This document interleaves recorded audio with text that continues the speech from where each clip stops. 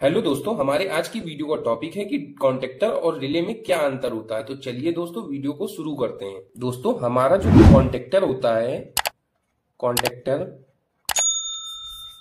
और जो हमारा रिले होता है, ये दोनों ही हमारे स्विचिंग डिवाइस हैं। स्विचिंग डिवाइस ये हमारे दोनों ही स्विचिंग के लिए होते हैं। किसी भी मशीन या फिर मोटर को ऑपरेट करने के लिए हम इनका प्रयोग करते हैं। जैसे आप अपने घर में देखते हैं कि आप पंखे या बल्ब को ऑन करने के लिए बटन को दबाते हैं जाके बोर्ड से, उसी तरह ये भी हमारे एक स्विच ही होते हैं। बस उस स्विच को हमें मैनुअली जाकर ऑन करना होता है, जबकि ये स्विच हमारे इलेक्ट्रिकल सप्लाई से ऑन और ऑफ होते हैं। इन्हें ऑपरेट करने के लिए हमें इलेक्ट्रिकल सप्लाई देना पड़ता है। अगर हम बात करें आखिर कॉन्टेक्टर और रिले में क्या अंतर होता है, तो मैं बताऊं। सबसे पहले अगर हम बात करें कि कॉन्टेक्टर और रिले में क्या अंतर होता है, तो फर्स्ट अंतर होता है कॉन्टेक्टर जो होता है हमारा कॉन्टेक्टर, ये हाई करंट के लिए रहता है। हाई करंट कॉन्टेक्टर हमारा हाई करंट के लिए रहता है, जबकि हमारा जो रिले ये लो करंट के लिए रहता है। लो करंट के लिए रहता है। कॉन्टेक्टर आप देखेंगे आपको मार्केट में 200 एम्पियर तक का भी कॉन्टेक्टर मिल जाएगा, जबकि आपको जो रिले है वो 20 एम्पियर तक ही मिलेगा। तो फर्स्ट अंतर तो कॉन्टेक्टर और रिले में यही रहता है, और यही हमारा सबसे बड़ा अंतर भी होता है कि कॉन्टेक्टर हमारा जो होता है वो हाई करंट के लिए रहता है, जबकि रिले हमारा लो करंट के लिए रहता है। इसके बाद कॉन्टेक्टर और रिले में दूसरा अंतर होता है, जो कॉन्टेक्टर हमारा होता है, कॉन्टेक्टर में हमें कई सारे कॉन्टेक्ट मिल जाते हैं। कॉन्टेक्ट्स आप जैसे कॉन्टेक्टर में देख पा रहे होंगे कि हमारे पास ये 1, 2, 3 और 4 कॉन्टेक्ट्स हैं, और इसमें हम अलग से ऑक्सिलरी ब्लॉक भी लगा सकते हैं।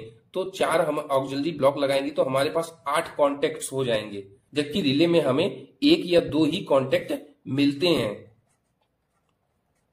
तो कॉन्टेक्टर में हमें ये फायदा रहता है कि हमें ज्यादा कॉन्टेक्ट मिल जाते हैं। कॉन्टेक्टर और रिले में तीसरा अंतर रहता है, कॉन्टेक्टर का प्रयोग हम उस जगह पे करते हैं जहां पे हमें बार बार स्विचिंग नहीं कराना होता है। यानी कि जैसे हमने एक बार चालू कर दिया तो अब उसको काफी टाइम बाद उसे बंद करेंगे, तो उस जगह पे हम कॉन्टेक्टर का प्रयोग करते हैं। जैसे हमारी मोटर होती है, मोटर के लिए कॉन्टेक्टर का प्रयोग करते हैं। हीटर होता है, इसके लिए करते हैं। तो इन सब चीजों के लिए हम कॉन्टेक्टर का प्रयोग करते हैं। वहीं हम रिले का प्रयोग ऐसी जगह पे करते हैं जहां पर हमें कंटिन्यूअस स्विचिंग करानी रहती है, बार बार बंद चालू कराना होता है, वहां पर हम रिले का प्रयोग करते हैं। तो ये हमारा थर्ड अंतर रहता है। चौथा अंतर होता है कॉन्टेक्टर साइज। कॉन्टेक्टर काफी बड़े साइज का डिजाइन किया गया होता है, और रिले हमारा छोटे साइज का डिजाइन किया गया होता है। इसके पीछे का कारण यही रहता है कि कॉन्टेक्टर हमारे हाई करंट के लिए रहता है, जबकि हमारा रिले लो करंट के लिए रहता है। इसलिए कॉन्टेक्टर का साइज बड़ा रहता है और रिले का साइज छोटा रहता है। इसके बाद जो हमारा पांचवा अंतर होता है जो हमारे कॉन्टेक्टर के टर्मिनल होते हैं।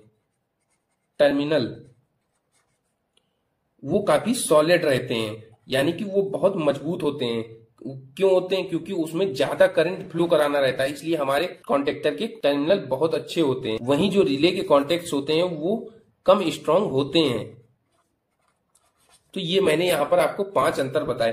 फर्स्ट अंतर होता है हमारा कॉन्टेक्टर हमारा हाई करंट के लिए रहता है और रिले हमारा लो करंट के लिए रहता है। सेकेंड अंतर है रिले में हमारे कम कॉन्टेक्ट्स रहते हैं, 1 या 2 ही रहते हैं, जबकि कॉन्टेक्टर में हमें कई सारे कॉन्टेक्ट्स मिलते हैं। थर्ड अंतर होता है रिले हम उस जगह पे लगाते हैं जहां हमें कंटिन्यूअस स्विचिंग करानी रहती है, बार बार हमें मशीन को बंद चालू कराना रहता है। वहीं कॉन्टेक्टर को हम उस जगह लगाते हैं जहां हमें बार बार चालू बंद नहीं करना रहता। चौथा अंतर होता है कॉन्टेक्टर साइज में बड़ा रहता है, जबकि रिले छोटा रहता है। इसके पीछे का कारण हमारा कॉन्टेक्टर हाई करंट के लिए रहता है, इसीलिए साइज में बड़ा रहता है। पांचवा अंतर रहता है कि जो हमारे कॉन्टेक्टर के टर्मिनल होते हैं वो काफी स्ट्रांग होते हैं, क्योंकि उनमें ज्यादा करंट फ्लो होना होता है। वहीं रिले के जो टर्मिनल होते हैं वो कम स्ट्रांग होते हैं। तो ये मैंने आपको 5 अंतर बता दिए। उम्मीद करता हूँ आप लोग समझ गए होंगे। वीडियो अच्छा लगा हो तो वीडियो को लाइक, शेयर और चैनल को सब्सक्राइब करें और बेल आइकन को जरूर प्रेस करें, जिससे कि हमारी आने वाली वीडियो का नोटिफिकेशन आपको मिल सके।